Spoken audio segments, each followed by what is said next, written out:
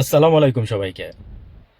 যে থ্রেডটা দিল, হ্যাঁ, নানক সাহেব সালাউদ্দিন সাহেব রে, বলতেছে আপনি হাসিনারে চেনেন না, আপনি হাসিনাকে চেনেন না, আপনারা হাসিনাকে চিনতে হবে, আপনার হাসিনাকে চিনতে হবে, ঠিক এভাবেই বলতেছে নানক সাহেব, বুঝছেন? তো আমার কথা হচ্ছে কি জানেন, যে সালাউদ্দিন সাহেব মানে কোথায় যে আপনার ধরা খায়া আছেন আপনি, আমি জানি না। আপনার ওই যে ভারত থেকে একজন বলছে না, যে আপনি ওই যে শিলং এর রয়ের মানে প্রধানের পা ধরে বসেছিলেন, এরকম একটা ছবিও ভাইরাল হয়েছে। তা আমি বলছিলাম যে দেখেন সালাউদ্দিন সাহেব, যদি এরকম কিছু হয়েও থাকে আপনি বাংলাদেশের মানুষের ওপেনলি বলে দেন। হ্যাঁ, বলে দিলে যে স্বীকার করলে, দেখেন আওয়ামী লীগের স্বীকার করা, এই যে আওয়ামী লীগ যে এতজন মানুষ মারছে, মানে আওয়ামী লীগ বলতে আই মিন যার হুকুমে আজকে দেখেন এই যে বিদ্যুৎ নাই, তারেক রহমানের গালি দিচ্ছে, মানে বিদ্যুৎ নাই। এই যে 2004-05 সালের দিকে হাসিনা বলছে যে খালেদা জিয়া বিদ্যুৎ খাওয়া ফেলাইছে সবকিছু। তো দোষ কিন্তু ওই যে বললাম না, যে যে দায়িত্বে থাকে তাকেই দোষ দেওয়া হয়। বাংলাদেশ ব্যাংক থেকে রিজার্ভ চুরি হয়েছে, দোষ দিছিল আতিকুর রহমান রে, গভর্নর রে। তো উনি কিন্তু চুরি করে নাই। আপনি যদি খাবার টেবিলে যদি আপনি যে খাবার নিয়ে আসে ওয়েটার, আপনি ওয়েটার খাবার নিয়ে আসলে আপনি ওয়েটারের ইচ্ছা মতো গালি দেন, যদি খারাপ খারাপ হয় একটুখানি। কিন্তু খারাপ রান্না করে কিন্তু শেফ, আপনি কিন্তু শেফরে পান না। কিন্তু ওয়েটারে একটু গালি দিলে ওই যে রান্নাঘর পর্যন্ত শেফের কাছে গিয়ে একটু কান পর্যন্ত পৌঁছায় যে খাবারটা খারাপ হয়েছে। তো ওই জন্য যিনি দায়িত্ব নিয়ে থাকবেন তাকেই বলবে মানুষ, এবং আমিও তাকেই অ্যাড্রেস করে কথা বলি। আমার অন্য করে অ্যাড্রেস করে কথা বলার তো দরকার নাই। ওই যে অল্প অল্প অল্প পানির মাছ যেগুলো আছে, কিছু অশিক্ষিত মূর্খ, সবাই তো ভাই শিক্ষিত হয়ে দল করে না, কিছু মূর্খ অশিক্ষিত, কিছু মনে করেন অর্ধশিক্ষিত আছে, হ্যাঁ, যেগুলো ওই যে টিপসইয়ের মানে সবকিছু করে আর কি। খারাপ কিছু না, যেমন বিপিনুরের বাবাই টিপসইয়ের সিগনেচার দেয়। আজকে সে বিপিনুর মনে করেন যে এক সময় যে নাকি আপনার ওই যে বরিশালে লঞ্চ থেকে আইসা ঠিকভাবে যাতায়াত করতে পারতো না, সে আজকে মনে করেন যে হেলিকপ্টার ছাড়া বাসায় যায় না, বাড়ি যায় না, চলে না। তার প্রিমিয় গাড়ি লাগে, প্রিমিয় গাড়ি সে 20 লাখ টাকা দিয়ে প্রিমিয়ার ব্যাংক থেকে নিয়ে আসছে।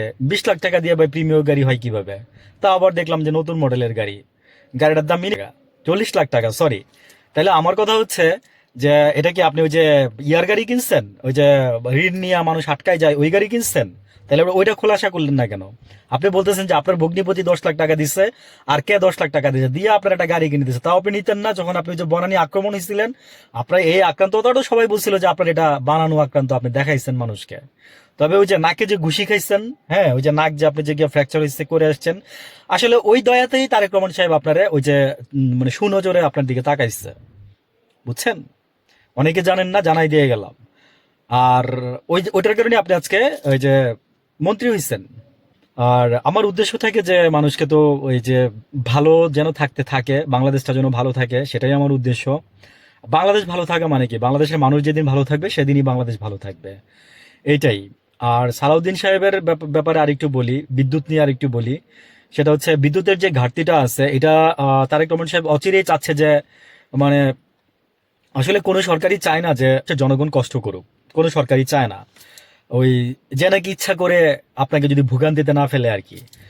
আমি বলবো যে ওনাকে দেখেন, আমি তারেক রহমান রে মানে ব্যক্তিগতভাবে আমি কখনোই খারাপ বলি নাই, একদম সত্যি কথা, সয়ার আপন আল্লাহ, আমি কখনোই ওনাকে কোনো জায়গায় খারাপ বলি নাই, ওনাকে খারাপ কখনো বলিও না, বিকজ ওনার মাইন্ডের মধ্যে খারাপ চিন্তা নাই। ওনার ওই যে দুজন বন্ধু, ওই যে গিয়াসুদ্দিন আল মামুন ছিল একবার, আর এবারও আরেকজন বন্ধু আছে ওনার। তা আমি আপনার একটা কথা বলি যে বন্ধুই কিন্তু ভাই মানুষটা ডোবায়।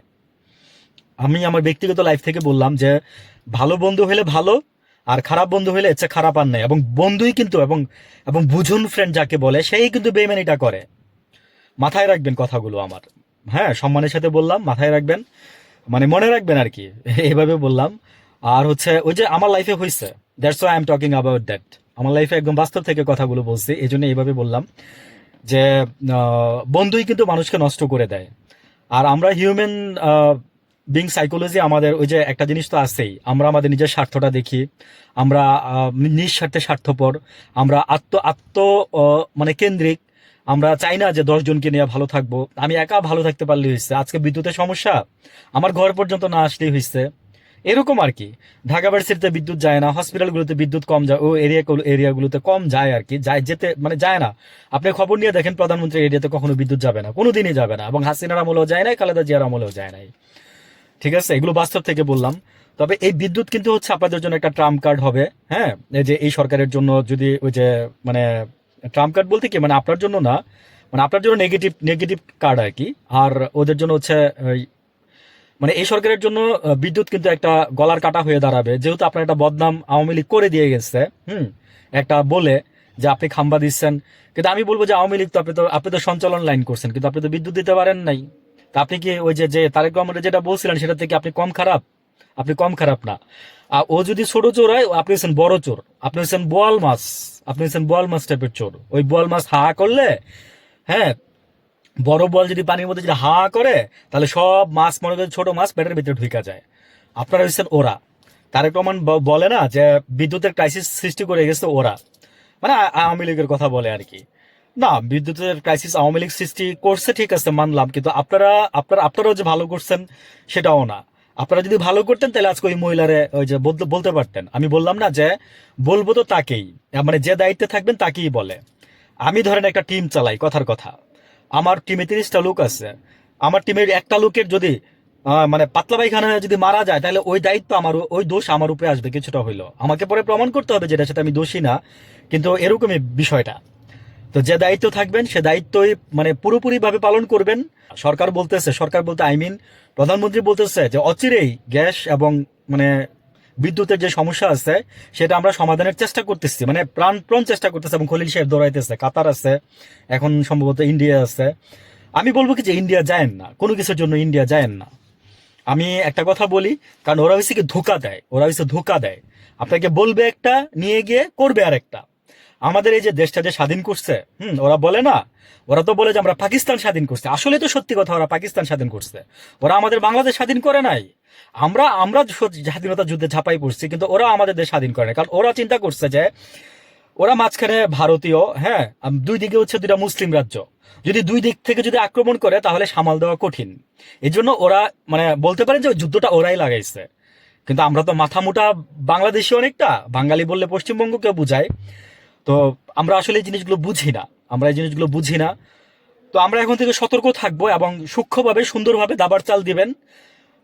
জিও পলিটিক্সের দাবার চাল ভালো দিচ্ছেন, কিন্তু বাংলাদেশের যে দাবার চালটা দেওয়া উচিত, যেভাবে দেওয়া উচিত, সেই চালটা আপনারা ভালো দিচ্ছেন না, এখন পর্যন্ত দেন নাই, মানুষের মন জয় করতে পারেন নাই। আমি এখন পর্যন্ত এটাই বলবো যে মানুষের মন জয় করেন। জুলাই সনদটা মেনে নেন, 6 মাস হয়ে গেছে। জুলাই সনদ আর কবে মানবেন জানি না। এটা নিয়ে কি যে সমস্যা সেটা আমিও জানি না, ভিতরের খবরটা মানে অনেকেই জানে না। মির্জা আব্বাস সাহেবের খবরটা অনেকেই জানে না, একমাত্র তারেক রহমান সাহেব জানে এই দুইটা খবর।